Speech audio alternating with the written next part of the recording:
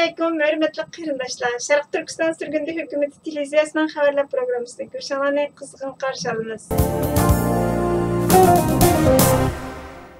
İsmini aşkarlashni xalamaydigan bir erpatning Erkin Asiya xəbərinin muxbiriga aytishicha, 2016 yılı 8 apreldan 22 aprelgacha Amerikaga gruppa savdo sayohati qilgan igilik tiklovchilar ichida 35 yoshli Qashqar Al-Qut Mulk shirkatini boshqargan Qashqar Yangishahar noyasidan Mahmudjon Mamatjon 2017 yılı Xitoy tajovuzchilari tarafidan tutqun qilinib jazo lageriga qamalgan. Uning ayoli, bolalari va Amerikada tug'ilgan qizidan hech qanday xabar topilmagan. Seyşembe günü atalmış Şinjanның Korli şehrida Xitoy 2021 yılı xalqaro armiya musobaqasi, ya'ni Suzuk Osmon musobaqasini boshlatdi. Bu musobaqaga Xitoy, Rossiya, Misr, O'zbekiston va Venezuela komandalari qatnashgan.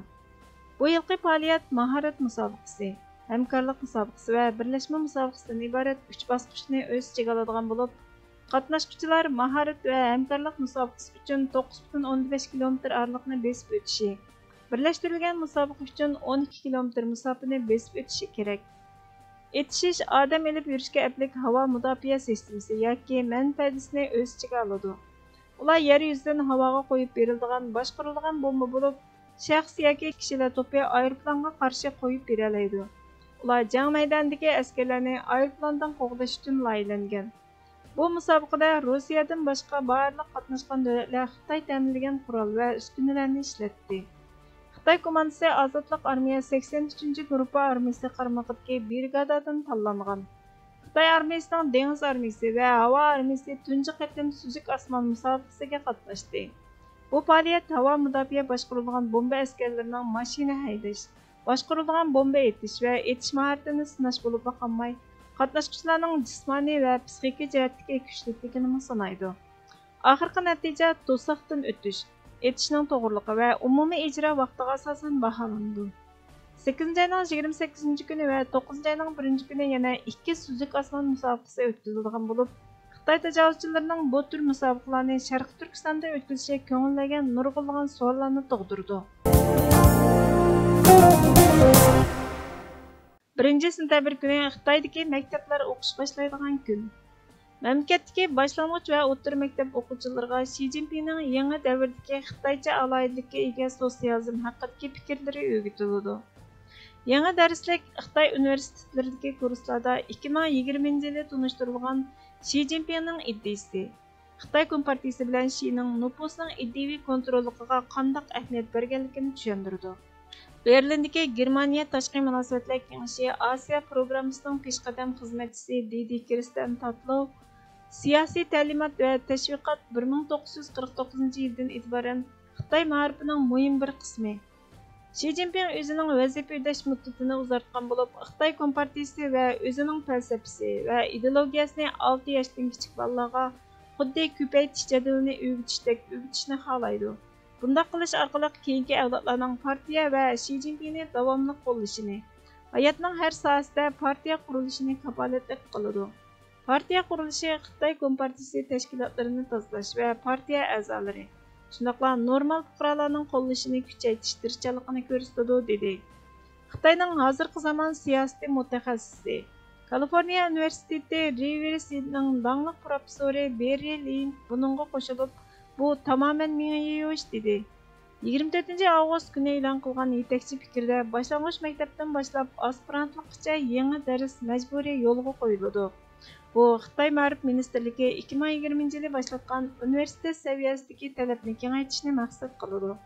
Yetakchi ideyaga asosan boshlang'ich maktablarda kichikidan boshlab partiyaga ergashish uchun davlatga, Xitoy Kompartiyasiga va sotsializmga bo'lgan muhabbatni yetildirishni asos qiladi. O'rta maktabda Xitoy Kompartiyasining muvaffaqiyatlari namoyon qilinib, o'quvchilarning Xi Jinpingning tafakkurining mohiyatini tushunishiga yordam beradi. Darslikning 4 xil nusxasi bor bo'lib, har biri o'xshamagan qatlamdagi o'quvchilarga qaratilgan. Yangi darslik butun mamlakatda o'qitilib, mazmunning o'quvchilarning miyasiga o'rnishiga kafolatlik qilindi. Yangi darslik kommunistik partiya bo'lmasa, yangi Xitoy bo'lmaydi.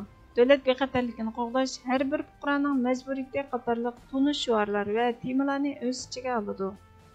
U yana bir davlat, ikki xil tuzum bo'lsa, bir ulug' kashfiyot qatorliq muhim foydalanish materiallarini o'z ichiga oladi.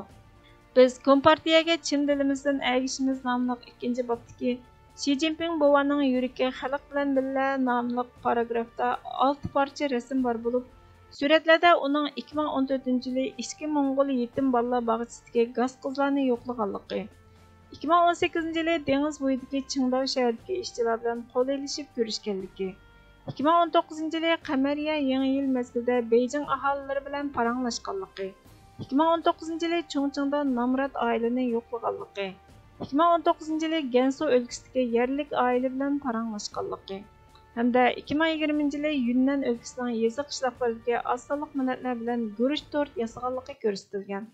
Biz kommunizmning varisi nomli 5-bobning Xi Jinping bovayning bizdan kutgan umidi nomli paragrafdagi suratlarda kulimsirab turgan Shini maktab o'quvchilari qorishib olganligi, yosh pionerlar bilan daraxt tikayotganligi va yosh qizlarning bo'yniga qizil galstuk taqayotganligi tasvirlangan. Oxirgi betida Xi Jinpingning Xitoy yosh o'smirlar tashkilotining 70 yilligini tabriklab yozgan xati o'rin olgan. Navbatdagi Xi Jinpingning iddiasini yuqori ko'tarish besimi Xitoy Kompartiyasining iddia va siyosiy tirishchanligini tezlatishda partiya a'zolaridan halqib, butkul jamiyatni nishon qilgan. İsmini oshkorlashni xohlamagan Chui Zhang taxallusidagi shianlik bir o'qituvchi va bolasi o'quvchi bir Xitoy bolalarimizni xalqaro maktablarga avatmasak, maktablarning bolalarimizga nimalarni o'rgatganligini kontrol qila olmaymiz. O'quvchilar o'qish bitirish uchun imtihondan o'tishi kerak. Shunga bizning tanlashimiz yo'q. Hukumat balkim hozirgi meni yuyishni yetarli deb qarmasligi mumkin degan. 2012-yili Xi Jinping Xitoyning eng muhim rahbariga aylangandan keyin o'zining siyosiy yozmalarini Kompartiya va hukumat xizmatlariga qo'shib, kuchini orttirdi. Shundaqla Mao Zedongning kishiligini tashabbus qildi. Xitoy rahbarlari azaldan o'zlarining fikri va tashabbuslarini ideologiyasida darslik kitoblarga kirgizib kelmoqda. Xitoyning davlat egiligidagi asosliq energiya shirkati Sinopec chorshanba kuni Sharq Turkistonning Tarim o'ymonligida 100 million tonnalik yangi neft va tabiiy gazni bayqaganligini aytdi. Sinopec Twitterga o'xshash mikroblog spisi Weibo'da bu shirkatning Sharq Turkistonda qezib chiqqan bir charlash quduqining kundalik iqimining 865 tonna, ya'ni 6315 ton xom neft va 590 ming kub metr tabiiy gazga erishganligini aytdi.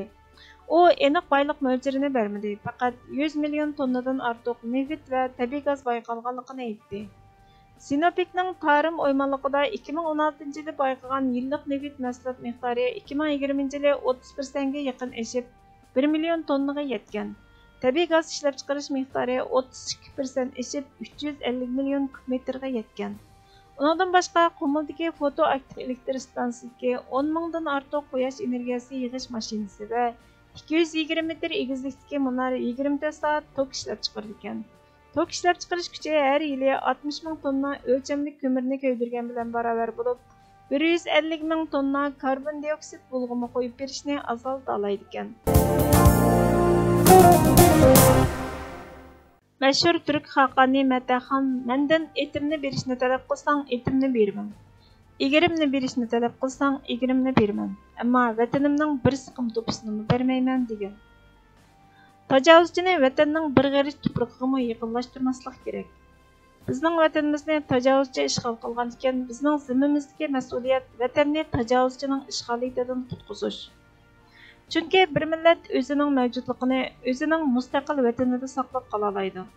Hurlikini, rohatini, shon-sharafini o'z vatanida qo'g'day oladi. Hurmatli ko'ruvchilar, xabarlarimizni ko'rgan Allah uchun ko'p rahmat. Kelar qitimli programmamiz ko'rishguncha Allohga omonat bo'linglar.